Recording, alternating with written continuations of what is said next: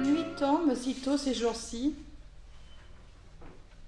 et prend de plus en plus de place, mais nous voici pour chercher une lumière plus profonde que les obscurités superficielles. Aujourd'hui, certains d'entre nous pensent particulièrement à celles et ceux qui nous ont quittés ces derniers mois ou années. Et la coutume veut qu'on leur mette bougies et fleurs sur les tombes comme une résistance, comme un signe d'espérance. Ce n'est pas la mort, mais la vie qui aura le dernier mot. Aujourd'hui, nous sommes encore sous le choc de la répétition des attentats, obscurité du fanatisme et de la terreur qui nous laisse démunis. Aujourd'hui, nous savons que nous allons rester chez nous, éloignés les uns des autres pour les semaines à venir, et nous sommes ici pour nous ressourcer pour ce temps qui vient. Et nous voici pour nous rappeler cette lumière au bout du tunnel, pour y croire ensemble, il y a vie au-delà de la mort, et le pardon et l'amour de Dieu seront toujours plus forts que toute autre force du monde. Qu'advienne dans nos cœurs et dans nos esprits la grâce et la paix de la part de Dieu. Amen. Je vous invite à la prière.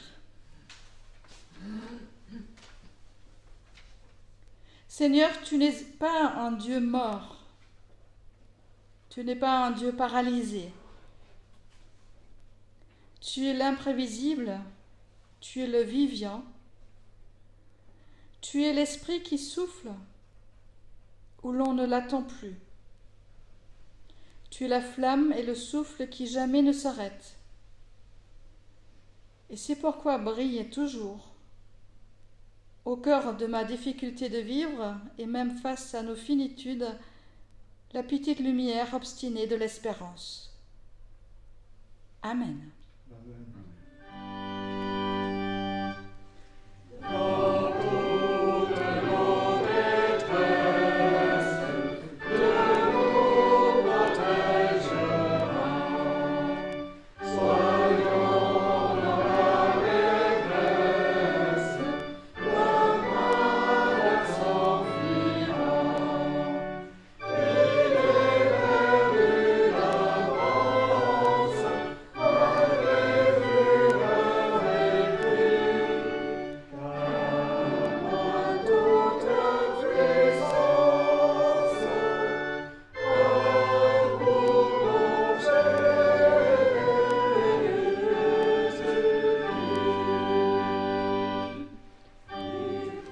Écoutons ce que Dieu veut pour nous et nous donne la force de faire. Il nous faut remonter sur la montagne ou sur un gratte-ciel ou sur un arbre sur le toit de la maison pour écouter à nouveau cet homme d'hier, d'aujourd'hui et de demain nous dire « Vivez libre ».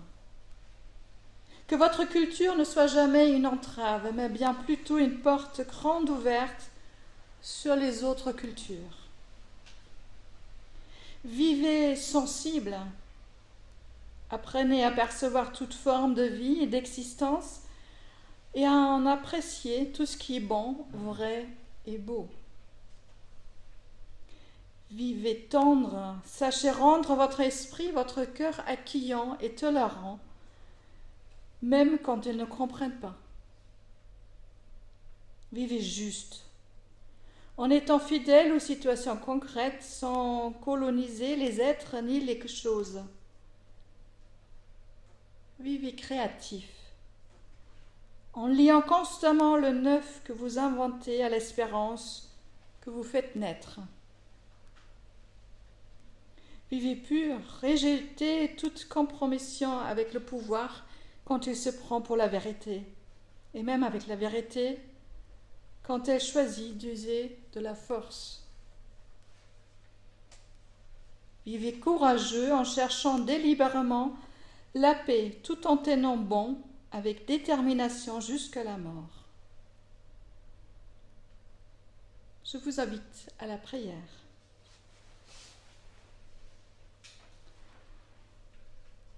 Si je ne trouve pas le bonheur, c'est peut-être que je le cherche ailleurs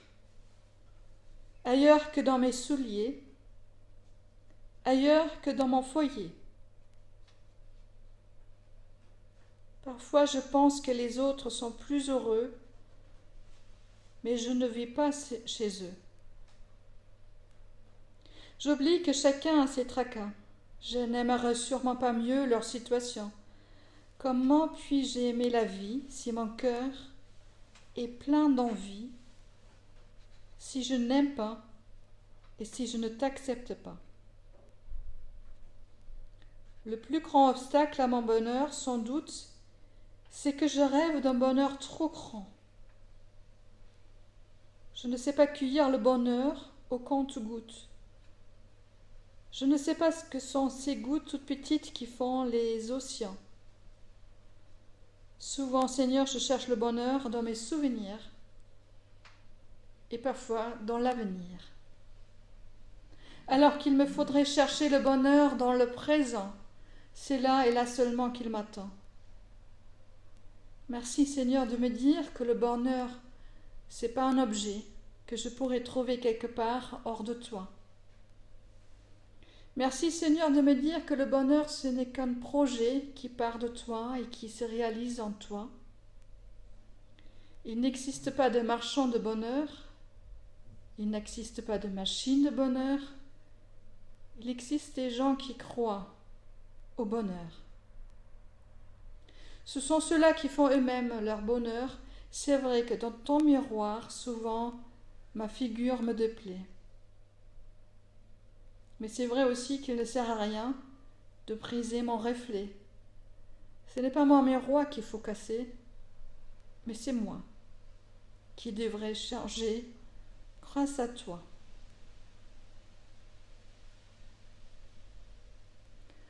Frères et sœurs, le Seigneur, par la puissance de son amour, il nous dit, il nous met en marche, en mouvement, il nous appelle dehors, et il dit, ne crains rien. Je t'ai appelé par ton nom. Désormais tu as moi, ne crains rien, crois seulement. Et c'est toi qui nous donne le courage d'avancer. Amen.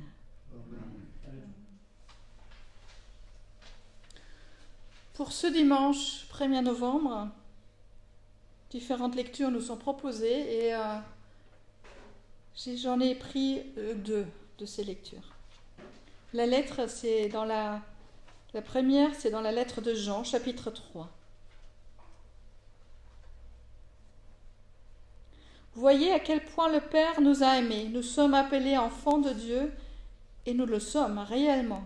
Si le monde ne nous connaît pas, c'est parce qu'il n'a pas connu Dieu.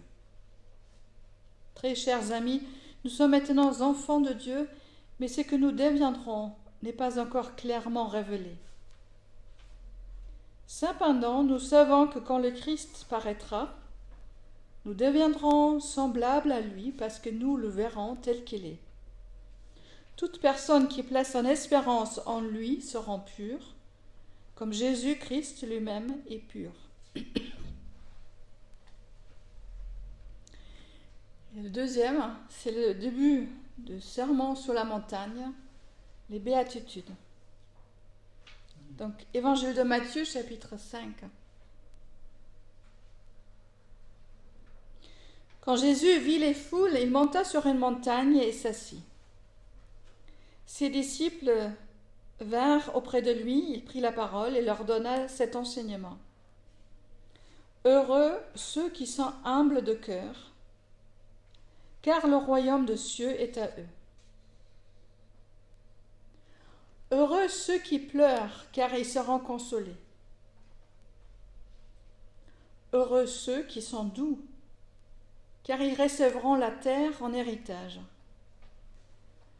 Heureux ceux qui ont faim et soif d'un monde juste, car ils seront comblés. Heureux ceux qui sont pleins de bonté pour les autres, car on sera plein de bonté pour eux. Heureux ceux qui ont le cœur pur, car ils verront Dieu. Heureux les artisans de paix, car ils seront appelés enfants de Dieu.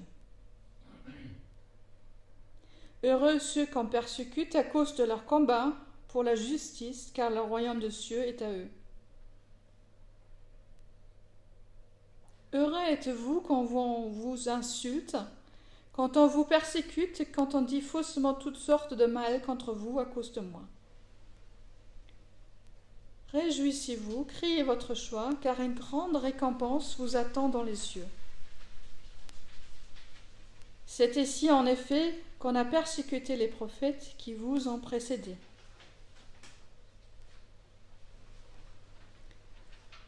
Voici la lecture pour ce jour.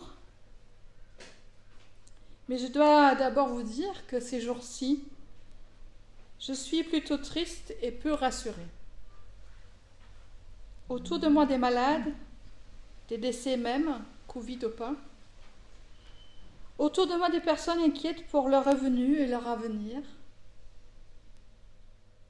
Cette perspective de nouveau confinement qui va nous éloigner les uns les autres dans les semaines à venir. La crainte aussi des attentats et des conflits et des déchirures que ça va engendrer au sein de notre société. Il y a de quoi se soucier. Et quand je regarde alors avec cet esprit-là, le texte et les lectures bibliques proposées pour aujourd'hui, je découvre qu'on nous propose un passage qui commence 9 fois par « heureux ». Heureux ceux qui pleurent, ils seront consolés. Heureux ceux qui sont doux, car ils recevront la terre en héritage. Heureux ceux qui ont faim et soif d'un monde juste, car ils seront comblés, etc. Le problème saute aux cieux. Les phrases commencent bien par un « heureux », mais la deuxième moitié de la phrase est bien écrite au futur. Ils seront consolés. Quand et comment ? Le texte ne le précise pas. Et le verset 12 laisse craindre le pire. Une grande récompense vous attend dans les cieux. Ça serait donc une promesse pour un temps au-delà de notre séjour terrestre. Je redoute ce type d'annonce déjà ici-bas sur terre. Faites ceci, achetez cela et vous allez être très heureux, vous allez voir. Encore plus et beaucoup plus, j'ai du mal avec des promesses pour un temps après la mort. Une consolation qui n'arrivera qu'à ce moment sera une consolation bien tardive. Ou suis-je trop impatiente ? Heureusement pour moi, je sais comment le serment sur la montagne continue et je sais que le discours ne se contente pas des belles promesses. Dans la suite, tout est là pour ramener l'attention et l'effort vers le présent. C'est ici et maintenant que nous sommes sel et lumière de la terre, gens qui mettent du goût dans ce qui est fade et de la lumière dans l'obscurité. C'est ici et maintenant qu'il faut adapter notre comportement pour rendre la vie plus viable pour nous et nos contemporains. Tout le chapitre 5 et 6 en parle. C'est ici et maintenant qu'il faut bâtir sa maison sur le roc plutôt que sur le sable. Matthieu 7. Ou enlever la poudre de nos yeux au lieu de voir la paille dans l'œil de mon frère, etc. Chapitre 7. Mais malgré tout, que faire de ces paroles des béatitudes si prometteuses d'un côté et si révoltantes de l'autre ? Pendant mes études, j'avais un professeur qui cherchait à nous sensibiliser sur les gens à qui s'adresse probablement ce type de discours. Nous avons affaire à des gens qu'on qualifierait aujourd'hui, désolé de le dire, radicalisés. Un texte bien proche des béatitudes se retrouve aussi dans les textes de la communauté, ou doit-on dire de la secte, certains disent secte, de Qumran. Des personnes qui ont tout quitté pour vivre ensemble, pas loin de la mer Morte, d'après des règles bien rudes, cherchant la pureté, la cohérence des Écritures, et dans la vie de tous les jours, au prix de s'écarter de la société et de s'installer loin des autres. Les disciples qui ont suivi Jésus n'ont-ils pas tout quitté pour vivre avec lui, pour entendre son enseignement des Écritures?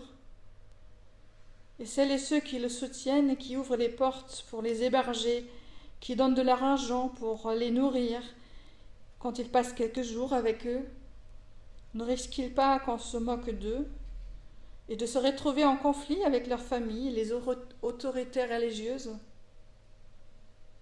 Un jour, Jésus va dire à quelqu'un, tu dois te décider si tu veux me suivre ou enterrer ton père. Matthieu 8. Et cet homme, il avait juste demandé quelques jours avant de tout quitter et de le suivre. Tu dois faire un choix, dit Jésus, parole dure et bien radicale. Oui, nous avons chez Matthieu, chez les autres évangélistes aussi, des traces d'une radicalité qui va loin et qui a tout pour choquer. Nous avons même quelques lignes qui laissent sous-entendre que certains parmi eux songeaient à des actes violents. C'est au moment de l'arrestation de Jésus, Matthieu 26, où il écrit « Un de ceux qui étaient avec Jésus tira son épée, frappa le serviteur du grand prêtre et lui coupa l'oreille. Jésus lui dit « Remets ton épée à sa place, car tous ceux qui prennent l'épée périront par l'épée. » Deux lignes qui rendent témoignage que parmi ceux qui suivaient Jésus, il y avait aussi ceux qui s'étaient armés, prêts à défendre leur cause par la violence. Jésus s'y oppose. Voilà aussi un message fort. Suivre Jésus est un choix, parfois engageant, parfois radical même, mais il ne rime jamais avec la violence. Le texte qui décrit cette scène lors de l'arrestation de Jésus continue ainsi. « Ne sais-tu pas que je pourrais appeler mon Père à l'aide et qu'aussitôt il m'enverrait plus de 12 armées d'anges? Mais en ce cas, comment s'accompliraient les Écritures qui déclarent que cela doit se passer ainsi ?» Ce discours, au moment de l'arrestation, boucle ce qui avait commencé au moment de la tentation de Jésus, tout au début de la mission. Comme c'est écrit dans l'Évangile Matthieu chapitre 4, 26. La force de la mission de Jésus ne repose pas dans ses dons magiques, surnaturels, divins, mais dans le fait de renoncer à la toute-puissance et de poursuivre son chemin démuni mais confiant, même en acceptant la mort injuste. Radicalité, oui, mais une radicalité décalée. C'est en renonçant à la puissance qu'on retrouve la force d'aimer, d'agir, aimer même son ennemi s'il le faut, et se découvrir aussi aimé même si le monde ne le reflète pas forcément. C'est ainsi qu'il faut probablement lire cette dernière béatitude. Heureux êtes-vous quand on vous insulte, quand on vous persécute, quand on dit faussement toutes sortes de mal contre vous à cause de moi. Réjouissez-vous, criez votre joie, car une grande récompense vous attend dans les cieux. C'est ainsi, en effet, qu'on a persécuté les prophètes qui vous ont précédés. Ne pas prendre la persécution comme un échec ou comme une raison de douter, mais de savoir la puissance de Dieu plus forte et au-delà de toute cette persécution. C'est ainsi en effet qu'on a persécuté les prophètes qui vous ont précédés. Il faut savoir qu'à l'époque de Jésus était à la mode littérature, des écritures qui racontaient toutes sortes de légendes sur les prophètes comme Isaïe, Jérémie, Ézéchiel et d'autres. Et tous avaient trouvé dans ces légendes un mort de martyr, en fait. Comme on le racontait aussi, et en partie c'était vrai pour des chrétiens qui ont trouvé la mort de martyr. Donc, c'était signe d'une trace que nous ne voyons pas forcément dans nos Bibles, mais Jésus peut faire référence à ce vécu. Un prophète peut mourir d'une mort injuste, et ce n'est pas signe qu'il a échoué, au contraire. Ça veut juste dire qu'il faut être plus attentif quand ça arrive. Je reviens, cette radicalisation dont il est question dans l'évangile de Matthieu est donc un renoncement total à la violence et à la puissance. Les attentes vont être décalées pour ne pas envisager une prise de pouvoir d'un groupe religieux, mais plaide pour un changement plus subversif, par une autre façon d'agir des adhérents qui vont se mettre conformément à l'enseignement de Jésus et ainsi changer le monde. Mais qu'en est-il du décalage vers une récompense ultérieure? La récompense, le salaire, dans les cieux qui attendent tous ceux qui souffrent au nom de la foi. Ça choque mes oreilles, peut-être aussi les vôtres, car nous avons connaissance d'une histoire où s'en est servi pour pervertir le message. Tais-toi et souffre car un jour tu seras récompensé. Cette phrase a permis des exploitations terribles. Ou encore des pratiques où on s'affligeait, on se faisait du mal, où on renonçait à tout plaisir sur terre, pensant que plus le croyant souffre sur terre, plus il sera récompensé dans l'au-delà. Karl Marx critiquait à juste titre une telle religion, une sorte d'opium, une drogue qui assomme les gens et qui les rend démunis et exploitables. Mais Jésus, comme Matthieu, il ne connaissait pas cette histoire. Ce qu'il connaissait à leur époque, c'était la tentation de régler des problèmes de la société des conflits religieux par l'épée, par la force, même chez les sympathisants de Jésus. Et Matthieu transmet le message de Jésus pour passer à cette autre logique. Dans ce monde, on vous dit qu'il faut accepter la compétition et s'entraîner pour être le meilleur, mais au nom de Dieu, en suivant l'exemple de Jésus, nous vous encourageons à rester humbles. Et ce sera le ciel sur la terre. Dans ce monde, on vous dit qu'un homme, ça ne pleure pas, mais au nom de Dieu, en suivant l'exemple de Jésus, nous vous encourageons à vous laisser toucher jusqu'aux entrailles et à conserver votre empathie. Et ce sera le ciel sur la terre. Dans ce monde, on vous dit qu'il faut être fort et que le meilleur remporte. Mais au nom de Dieu, et en suivant l'exemple de Jésus, nous vous encourageons à rester doux et ça sera le ciel sur la terre. Dans ce monde, on vous dit que c'est malin de mettre de côté à temps quelques caddies remplis de pâtes, de farine, de papier à toilette. Mais au nom de Dieu, et en suivant l'exemple de Jésus, nous vous encourageons à vous contenter juste de ce dont vous avez vraiment besoin, et ce sera le ciel sur la terre. Dans ce monde, on vous dit qu'il faut savoir se défendre.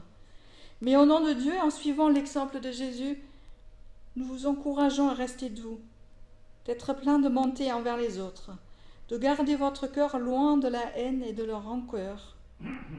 Ça sera le ciel sur la terre.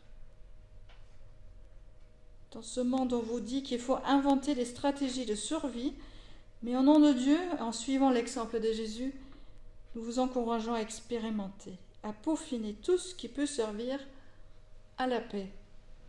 Ce sera le ciel sur la terre. Le futur, c'est que Dieu nous permettra de faire et d'avancer en faisant confiance à sa logique et non à celle du monde. Le futur est entre nos mains, sous l'inspiration de Dieu lui-même par le changement de notre regard et de notre attitude.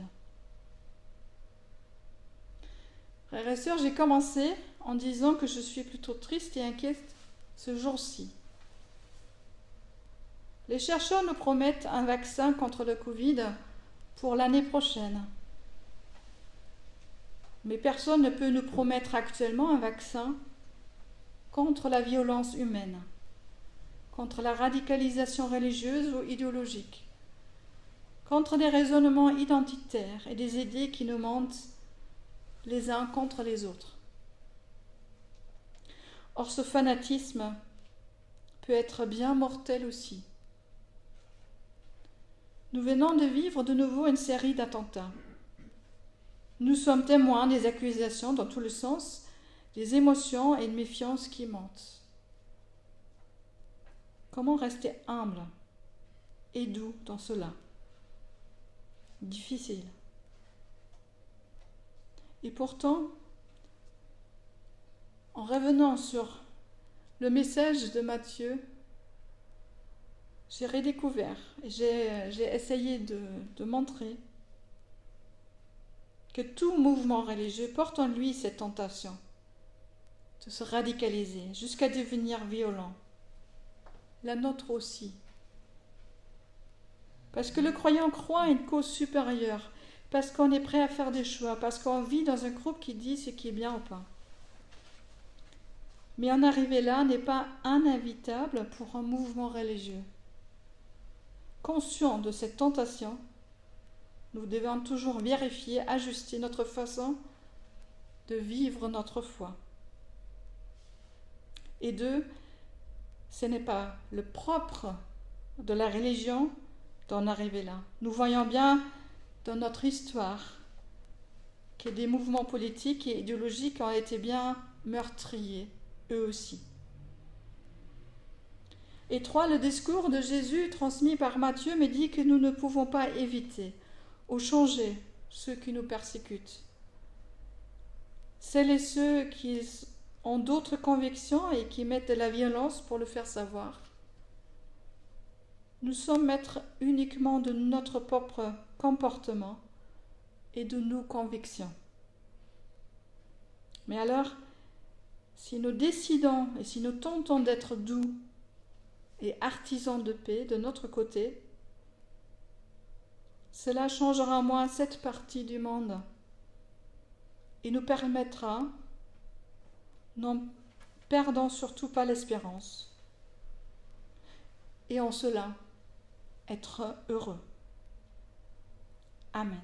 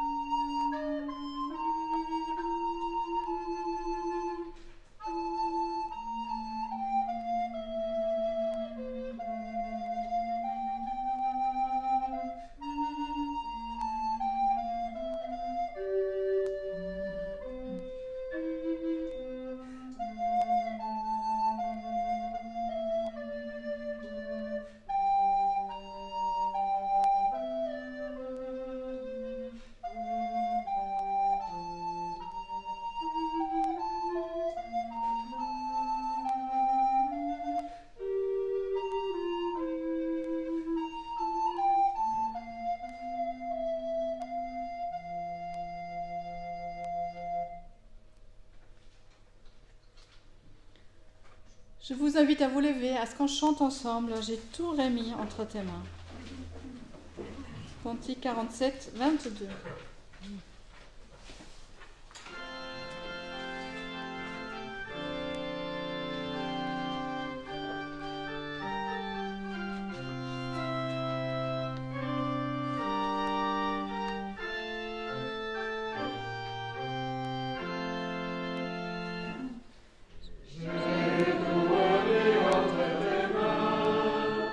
Tout me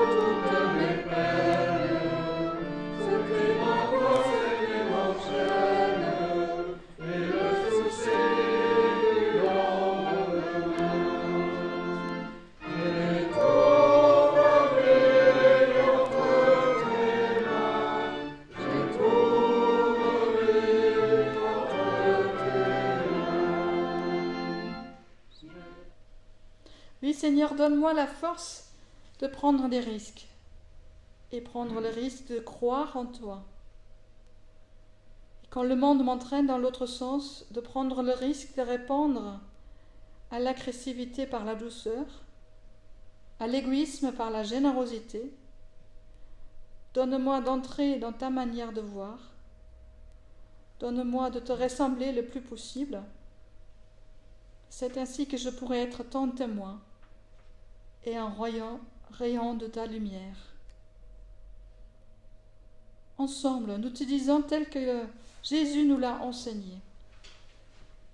Notre Père, qui es aux cieux, que ton nom soit sanctifié, que ton règne vienne, que ta volonté soit faite sur la terre comme au ciel. Donne-nous aujourd'hui notre pain de ce jour. Pardonne-nous nos offenses, comme nous pardonnons aussi à ceux qui nous sont offensés. Ne nous laisse pas entrer en tentation, mais délivre-nous du mal, car c'est à toi qu'appartiennent le règne, la puissance et la gloire, au siècle des siècles. Amen. En cette heure, où l'obscurité et les menaces de ce monde nous font douter de la vie, Seigneur, tiens-nous dans ta main. Dans notre nuit, fais briller ta lumière. Par la puissance de ton Saint-Esprit, viens au secours de la faiblesse de notre foi. Tiens-nous debout dans l'espérance. Partant sous sa bénédiction, je vous invite à vous lever.